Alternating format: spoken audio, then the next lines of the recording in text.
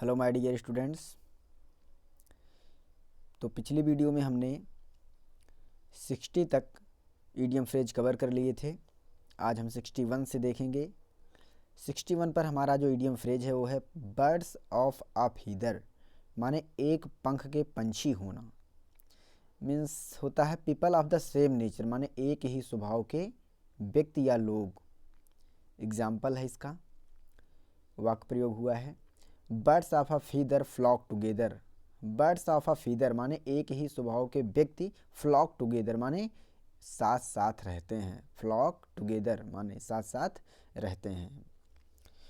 तो birds of a feather means एक ही स्वभाव के लोग। वाक्य प्रयोग है birds of a feather flock together माने एक ही स्वभाव के व्यक्ति क्या होते हैं, साथ साथ रहते हैं। 62 पे देखते हैं by and by. By and by means होता है धीरे धीरे, और एक इडियम फ्रेज है बाई डिग्रीज। बाई डिग्रीज का मतलब भी होता है धीरे धीरे। बाई लगाएंगे बी वाई और डिग्री लिखेंगे D E G R double E और एस लगा देंगे। बाई डिग्रीज का मतलब भी होता है धीरे धीरे। तो बाई डिग्रीज या फिर बाई एंड बाई दोनों का मतलब होता है धीरे धीरे। आप वाक्य प्रयोग कर सकते हैं he is recovering by and by after his illness. वह अपनी बीमारी के बाद धीरे धीरे रिकवर हो रहा, नहीं कि स्वस्थ हो रहा है। तो बाई एंड बाई या फिर बाई डिग्रीज दोनों का मतलब क्या होता है, धीरे धीरे। बिफोर लॉन्ग मतलब जहाँ पे ज़्यादा समय ना लगे। चलिए 63 देखते हैं ब्रीद वंस लास्ट, माने कोई व्यक्ति हो वो अपनी अंतिम सांस जब ले, यानी कि अंतिम सांस लेना, यानी कि टू डाई मर जाना। तो वंस जहाँ पर भी किसी भी इडियम पे जहाँ पर ओ एन ई और कॉमा लगा करके एस दिया गया है वहाँ पर आप किसी भी पजेसिव केस के प्रोनाउन का प्रयोग कर सकते हैं। तो ब्रीद वंस लास्ट का मतलब होता है टू डाई, अंतिम सांस लेना। और एक बढ़िया सा इडियम फ्रेज है मरने के लिए भाई, वो फ्रेज है kick the bouquet. Kick the bouquet, जो बाल्टी होती है उसमें अगर किक आ जाती है, स्पेलिंग KIC के, किक द बुकेट का मतलब भी होता है टू डाई मर जाना। और ब्रीथ वंस लास्ट इसका मतलब भी होता है मर जाना। वाक्य प्रयोग देखते हैं her father ब्रीथड his last living behind 2 sons and 3 daughters. उसके पिता 2 पुत्र और 3 पुत्रियों को छोड़ करके, लिविंग बिहाइंड माने पीछे छोड़ करके मर गए। ब्रीथ ही लास्ट माने मर गए या फिर अंतिम सांस ली। तो भाई अगला देखते हैं हम लोग 64 break the ice. Break the ice, ice का मतलब क्या होता है, बर्फ।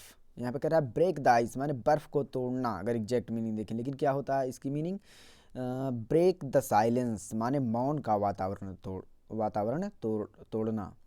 There was a complete silence in the class. Class में पूर्णतः कंप्लीट साइलेंस थी, माने पूर्णतः चुप्पी थी। But I decided to break the ice, लेकिन मैंने मौन के वातावरण को तोड़ने का निर्णय लिया। ब्रेक द आइस मीन्स मौन का वातावरण तोड़ना। सपोज करिए कोई प्लेस है जहाँ पर काफ़ी लोग बैठे हैं लेकिन कोई बोल नहीं रहा है। आप पहले अगर बोलते हैं तो आप क्या हैं, आप क्या कर रहे हैं, ब्रेक द आइस कर रहे हैं, माने मौन का वातावरण तोड़ रहे हैं। चलिए अगला देखते हैं beside the mark. Beside the mark का मतलब होता है अनुपयुक्त, माने अनसुटेबल, माने जो आपका सुटेबल ना हो। तो बिसाइड द मार्क या कह लें, या फिर not up to the mark एक होता है। Up to the mark, up to the mark का मतलब होता है एकदम उपयुक्त होना, और not up to the mark का मतलब होता है अनुपयुक्त होना। उसी को हम लोग बिसाइड द मार्क भी बोल देते हैं। तो यहाँ से 3 याद करिएगा, तीनों में से कहीं से भी पूछा जा सकता है। एक होता है टू द मार्क या अप टू द मार्क होता है। अप टू द मार्क माने एकदम उपयुक्त होना, और not up to the mark माने अनुपयुक्त होना, और बिसाइड द मार्क इसका मतलब भी होता है अनुपयुक्त होना। तो 3 याद रखिएगा, अप टू द मार्क उपयुक्त होना, और इसका 2 अपोजिट निकल करके आता है बिसाइड द मार्क और not up to the mark. वाक्य प्रयोग है we lost the case because arguments of the lawyer were beside the mark. हम केस हार गए क्योंकि जो लॉयर वकील था उसका जो आर्गूमेंट्स माने तर्क था बिसाइड द मार्क था, माने अनुपयुक्त था। चलिए 66 देखते हैं बाई ऑल मीन्स माने होता है निश्चय ही, सर्टेनली माने हर संभव तरीके से। तो by all means you will pass your examination this year. यहाँ पे निश्चय ही अगर अर्थ लेंगे तो हो जाएगा निश्चित ही या निश्चय ही तुम इस वर्ष अपनी परीक्षा में सफल होगे। चलिए अगला देखते हैं 67 beer the brunt of. Beer the brunt of का मतलब होता है बियर द मेन अटैक, माने आक्रमण का मुख्य भाग सहना। Some soldiers bear the brunt of the battle, माने कुछ सिपाही जो है आक्रमण का मुख्य भाग सहते हैं। मतलब जब पहला अटैक होता है तो उसको वही फेस करते हैं, उसको बोलते हैं beer the brunt of. Means होता है face the first attack of the enemy, माने शत्रु का जो पहला वार होता है या पहला आक्रमण होता है उसी के जो सहने का कार्य होता है उसको कहते हैं बियर द ब्रंट ऑफ।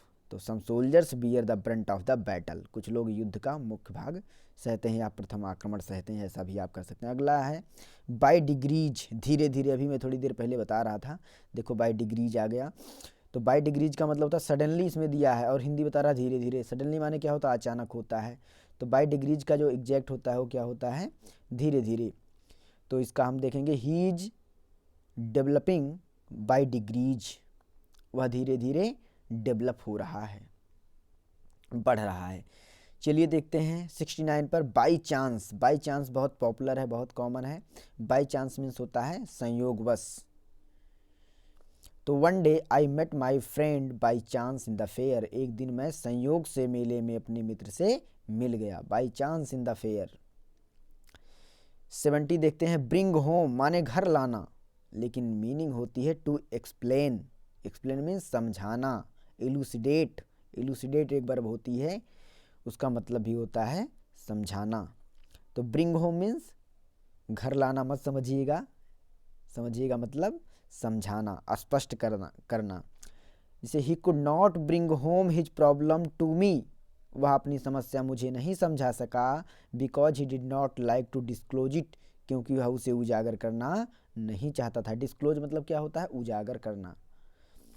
चलिए अगला देखते हैं 71 बरी द हैचेट। बरी द हैचेट का मतलब होता है पुरानी शत्रुता भुला देना। बरी माने होता है दफनाना, हैचेट का मतलब जो पुरानी बातें होते हैं उनको दफना देना, यानी कि पुरानी शत्रुता भुला देना। फॉरगेट द पास्ट एनिमिटी माने जो अतीत काल में शत्रुता है उसको भुला देना। बरी उसको दफन कर देना, कहते ना बीती ताही बिसार दे, या फिर कहते हैं जो हुआ उस पर मिट्टी डालो। तो बरी द हैचेट माने बीती हुई बातों पर मिट्टी डालना, पुरानी शत्रुता भुला देना। तो वाक्य प्रयोग इसका देखेंगे it is good to bury the hatchet after some time as it brings mental peace. कह रहा कि पुरानी शत्रुता को भुला देना अच्छा होता है, after some time as it brings mental peace माने कह रहा कुछ समय के बाद पुरानी शत्रुता को भुला देना अच्छा होता है, as it brings mental peace क्योंकि इससे मानसिक शांति मिलती है। ब्रिंग्स मेंटल पीस माने इससे क्या होती है, मानसिक शांति मिलती है। चलिए भाई 72 देखते हैं बेगर डिस्क्रिप्शन। बेगर डिस्क्रिप्शन मतलब होता है अनएक्सप्लेनेबल, माने जिसकी आप व्याख्या ना कर सकें, जिसका आप वर्णन ना कर सकते, मतलब बियॉन्ड डिस्क्रिप्शन भी आप कह सकते हैं। तो बियॉन्ड डिस्क्रिप्शन भी आ सकता है या बेगर डिस्क्रिप्शन भी आ सकता है। तो beggar description and beyond description both the idioms have the same meaning, मतलब वर्णन के बाहर। The beauty of the Taj is beggars description माने ताजमहल का जो सौंदर्य है वो वर्णन के बाहर है, आप कहीं भी कह सकते हैं। चलिए अगला देखते हैं 73 bring to book. Bring to book का मतलब होता है सजा देना, टू पनिश दंड देना, ब्रिंग टू बुक। तो he came late in the class, वह क्लास में लेट आया। So he was brought to book by the class teacher, इसलिए उसे क्लास टीचर के द्वारा दंडित किया गया। भाई ब्रिंग टू बुक या ब्रॉट टू बुक, आप वर्ब सेकंड थर्ड कुछ भी रख सकते हैं अकॉर्डिंग टू टेंस। 74 इसका इस पेज का लास्ट है, तो इसको देख लेते हैं। इसके बाद में अगले पेज में हम लोग 75 से कल डिस्कस करेंगे। Beat the air. Beat the air माने हवा को पीटना, हवा में हाथ पैर मारना। टू बी हेल्पलेस माने असहाय हो जाना। Beat the air. When the lion was wounded, जब शेर घायल था। It began to beat the air, वह हवा में हाथ पैर मारने लगा। So that's all in this video. I'll provide you the rest of the idioms and phrases in the next video. Till then, keep learning and keep practicing. Bye bye.